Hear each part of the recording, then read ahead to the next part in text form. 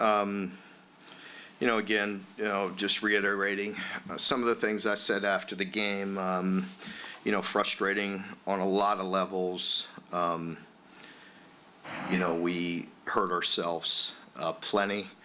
The thing that I failed to mention after the game, and I usually always try to remember that, is to give recognition to the team that just beat us. And Clark Lee and his group did a heck of a job. He's done a great job all year and for some time. I think I said it prior to it last Monday that I saw it coming, the way he was building his team for years and doing a very good job. So congratulations to them. They played better than us, deserved the win, and he's got that team on the right track. As far as we go, there's a very thin line between success and failure. And, we are definitely shooting ourselves in the foot in a game like that where you have 7 possessions. I think we all, myself including, during the game and certainly the last time I spoke with you, you feel the frustration, you feel so many emotions, and then you look at it and you look at that thin line that I'm talking about. It's crazy because you feel like offensively, we're falling short, and we are, but it's like, you look at the seven possessions and we have it in our hands with every opportunity to score on 5 of the possession. We take the first drive it down there, self-inflicted wound, get a penalty. Next drive it like 80 yards, great drive, touchdown. Finally get a turnover from a quarterback that hadn't thrown one all day. Get it, drive it right down, going to be 1st and 10 at the 22-yard line, fumble. The next possession, I try to be aggressive at the end of the 2-minute, and again, I'm not trying to be defensive or argumentative or conflict or anything. You wonder why I play smart sometimes. We go 3 and out, 0 time off the clock, and they score. I mean, again, I'm not trying to be a jerk, because you know what I mean. But you wonder in a game like that why you got to be very smart and protect the football. Well, that was the only real bad possession of the first half. 3 plays, 3 incompletions, and part of that's on us because we actually had a different call played, and quarterback thought he had press, was going to take a shot, and whatever. I mean, that it's coaching. It's one play. It's something we could have executed better. Let's put it that way. That's the only bad possession, of the first half. Then the second half, we get the ball, drive it right down to the 4-inch line. Again, get 0. Next possession, drive it straight down, score a touchdown. Next possession, debacle. With holds and penalties, and that's where the frustration, undisciplined, anger comes out of all of us. And that's something we got to get corrected. In a close game like that, I talked about it all week, not letting the emotions get out of control at home. It's about execution, doing things right. I felt like we're doing that, but again, we take ourselves out of it right from the start. We get a nice drive, get right back on track, get a turnover, get right back on track again, get in the red zone, and put the ball on the ground. You're not going to beat a team that possesses it like that and scores. Conversely, they have 7 possessions and they get, 4 of them are converted to points, 20 points. Again, a team a week earlier scored 40 on the number 1 team in the country, or a top team in the country. So it's, and we feel like, again, I'm not putting this all in the office, because I felt like defensively, and Coach White and our staff and our players will tell you that they feel like it's, again, one of the worst games we played all year, just because of the few frustrating plays that are in there. And so it's across the board. And then with all of that, we have the ball at the plus 48 with an opportunity to go win the game if we don't make a senseless block in the back. So that's where, again, the frustration and the undisciplined play that I agree with. That is very frustrating and very uncharacteristic. We've worked hard to get things corrected. We go into that game the least penalized teams. Out of 16 very good football teams. We were number one. We were the least penalized team going into that game. And then we have the most we have all year in 12. So very frustrating. No excuse for it. Things we have to get corrected.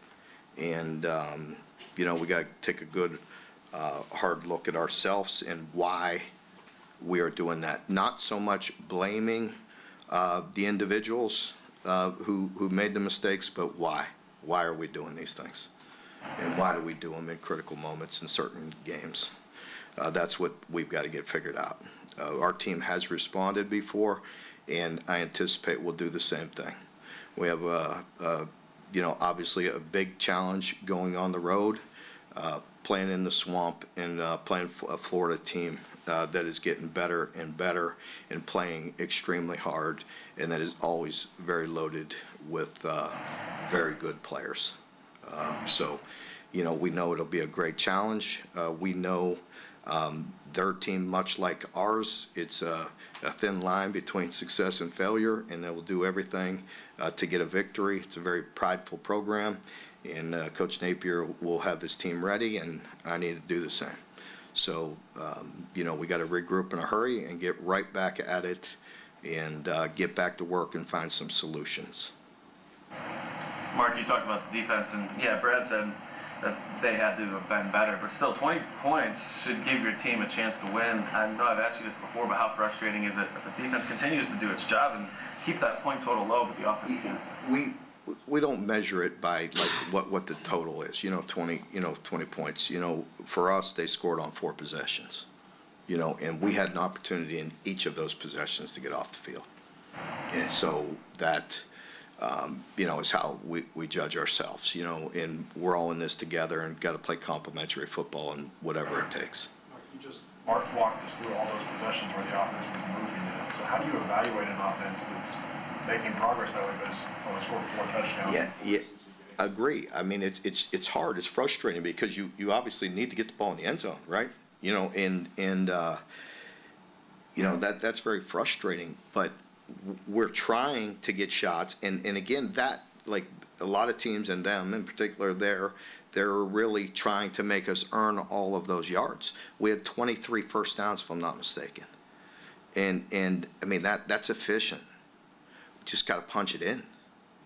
We punch it in and get those scores, and it's a different feeling sitting right here, but if ifs and buts were candy and nuts every day would be, yeah. Mark, you mentioned the defense is trying to take away some of the explosives, but last year y'all were pretty explosive, not very efficient. This year it's kind of been the opposite. When you review, why are those coming? Why aren't the finishes? Just the big plays. Well, the big plays, I don't know. I mean, you could look at a lot of different things. I mean, you could look at defended well. You could look at making us earn their yards because we're having a hard time in the end zone. You could look at protection, and having enough time to get it just a fraction off here and there. There's a variety of reasons.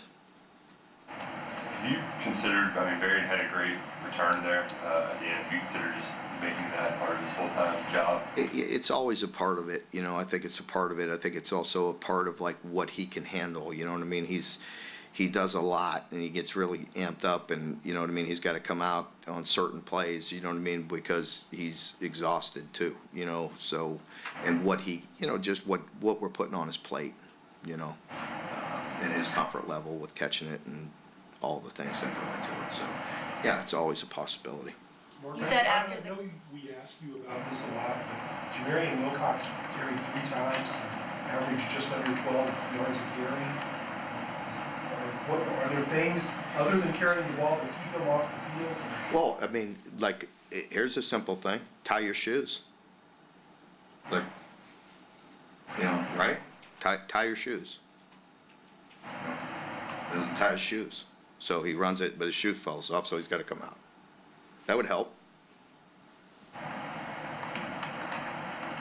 You said after the game that you were going to have conversations with some of the senior leaders on this team. Have those conversations happened, and what was kind of the consensus? Of course. Just, that's why I was a little late. I apologize. I was 6 minutes late right here, but I was just sitting in my office visiting with somebody right there. And so, yeah, we'll keep things moving. I think historically, Mark, fans say, well, guys make these undisciplined mistakes, bench them.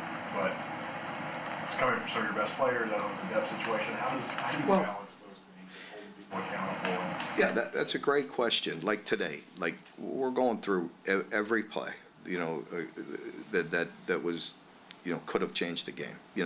There's many more. I always tell the players, and I've told you this many times, you don't know exactly what play, is going to change it. But, there's 15 that pop out at me that are eye-popping, that everybody's going to go through.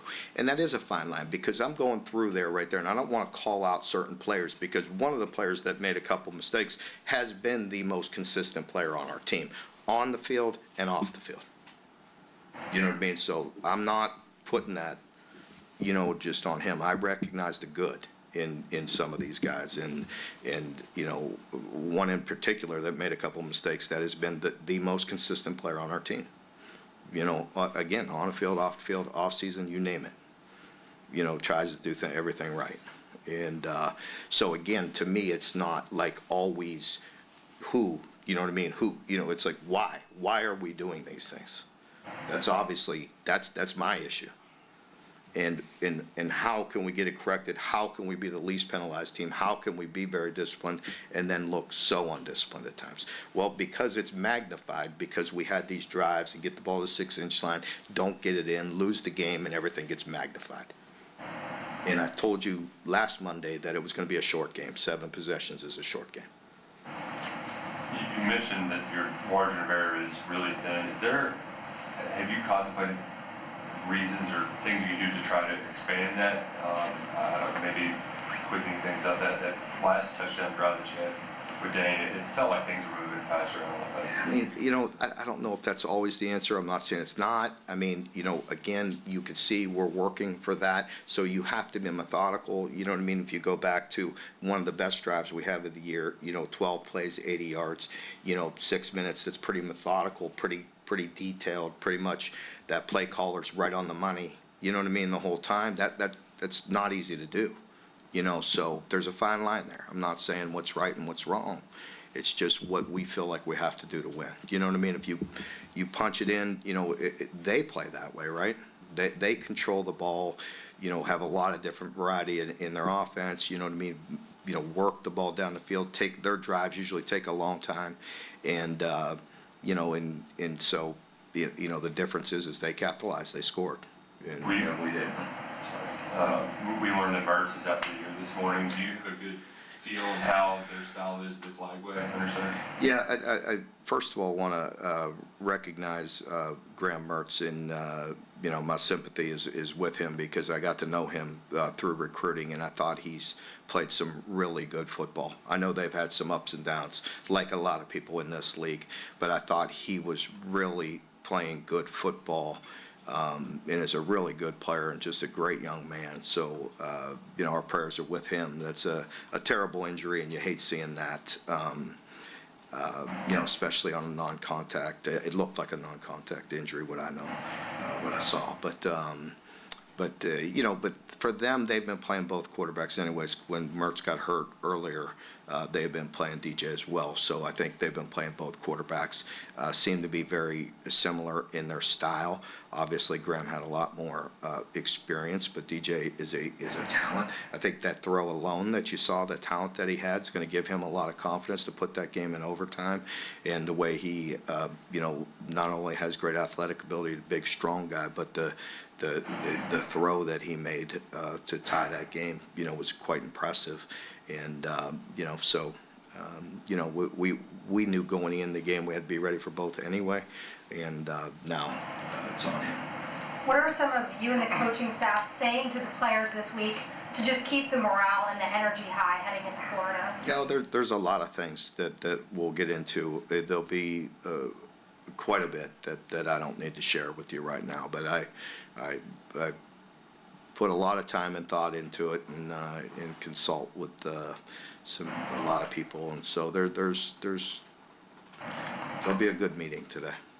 You guys have turned things around down there, Mark, finding success in the swamp, and for better or worse, you guys just play better on the road. Is that kind of an easy way to flush what happened this week? Just go out there, get ready to do that? I I don't know. I hope so.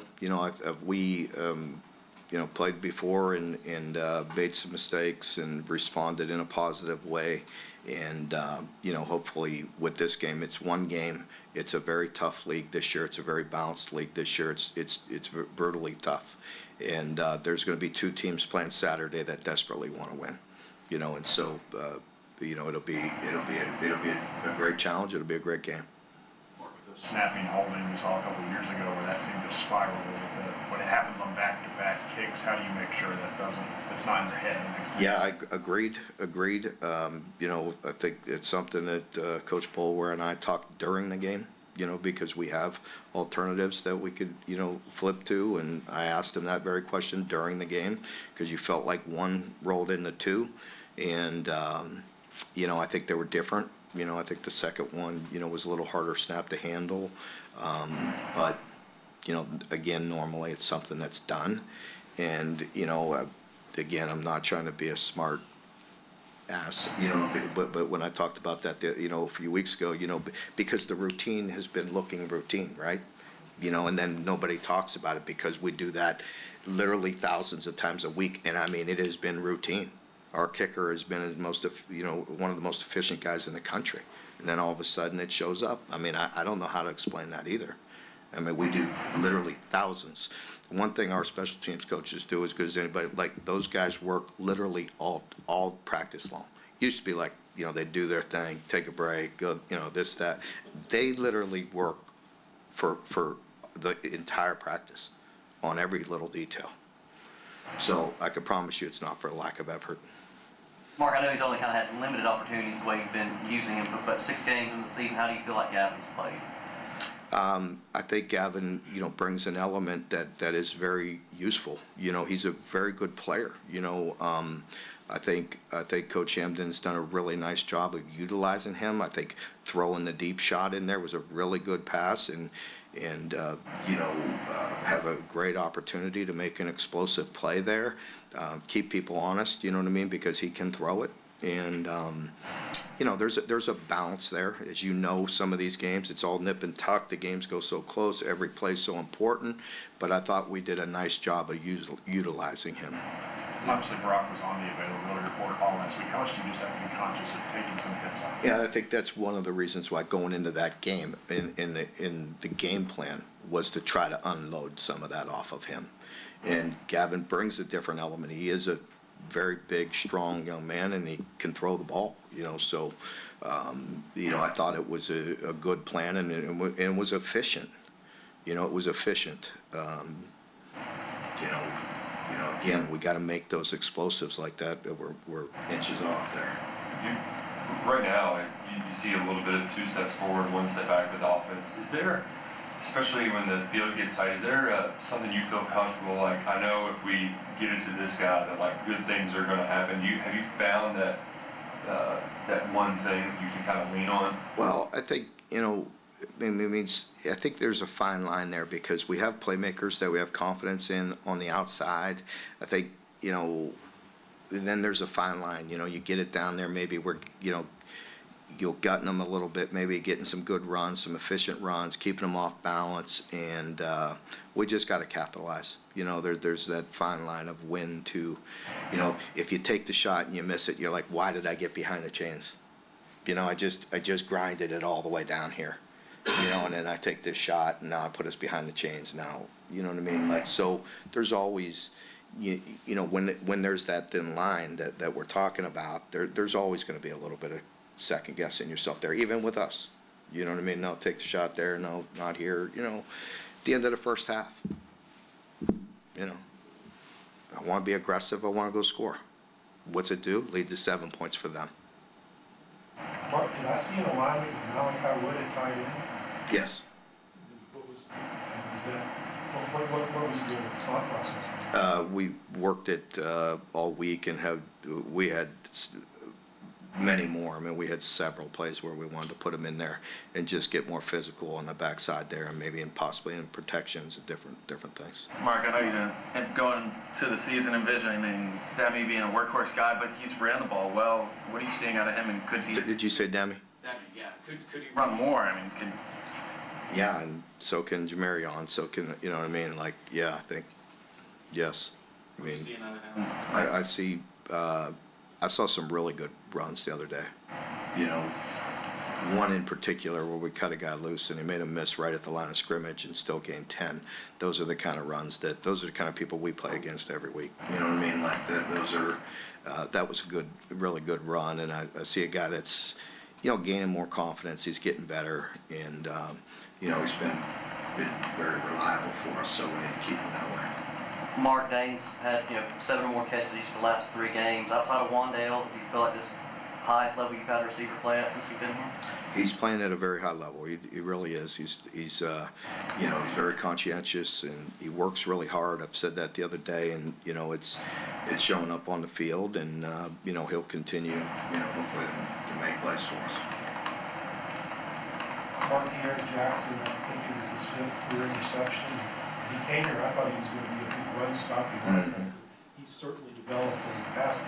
Yeah, he has, and you know, he really made a nice open field tackle with a play that was on the perimeter and really showed a flash of speed as well.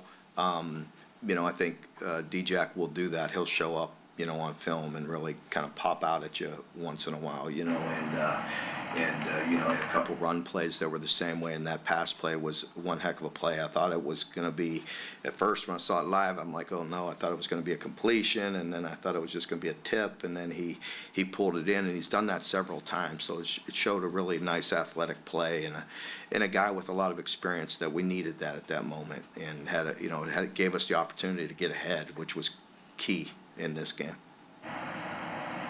What'd you think of the turnout Saturday and you know, the way the fans have responded? They're hanging in there. Yeah, I believe I mentioned that post game, but yeah, I said what a great atmosphere, you know, at night, and we still need them. Like, I understand the frustration. Believe me, we feel it too. But we also feel your energy and appreciate your energy and love coming into the stadium and seeing it like that. You know, it gives us an opportunity, and our players feel it and appreciate it. And you know, and I understand the frustration. Like, you know, when they booed when we missed the field goal, that I solely take that. That's not on our players. That's solely on me, and I take it like that. That was deserved, you know, after a frustrating game like that. But not our players, but I did, you know, and that 2,000 snaps a week we do, we're going to go to 3 this week. You've coached in this league for a while now. You've coached at all the away stadiums. Maybe, I don't know about Texas and OU in your career, but you feel like UK is beginning to become on par with some of the other road games you've been in? I mean, I hope so. I mean, I don't know. I'm out on the opposing sideline. I have my headsets on, you know what I mean? But you know, I want us to play well at home for our fans, you know, and I want to deliver, you know, those games, and you know, it hurts us when we don't. You talked about going through those drives and how unsure you were feeling about the offense in the first half. Is that why, with 17 seconds left, you just kind of went into the break? You got the penalty to get up to the 35, 2 timeouts, but... Did you see the possession before? Right. Is that why? Did you? I did. Yeah, I mean, I think we had 1 timeout at that point. I mean, the last thing I needed to do was give up more points, you know, and drop back pass in completely predictable pass isn't a very safe place for us to live right now. We're still, you know what I mean, in the game, and you know what I mean, a 1-possession game, and unfortunately we gave up a long drive with 3 to start second half, which made it feel a lot worse. So that's what made it so important to go into the half at worst 7-7. You talked a lot over the years about how hard and maybe unrealistic it is for college kids to get up for every single game and have the same performance every game. Is that harder in this era with NIL and the portal and all that, or is it the same? And maybe we just I do think it's harder in this era. You know, I do. you know, I think there's a lot of roster turnover, you know, and we work and, you know, really hard still. We used to work really hard building that culture for years and years and years. And now we have to build that culture really fast, you know, and I think it is different, you know what I mean? I definitely think it's different. And, you know, so, you know, that's it. And I think, you know, I'll stop there before people, or I say something and get an arrow thrown at me. All right, very good. All right, we'll see you tomorrow.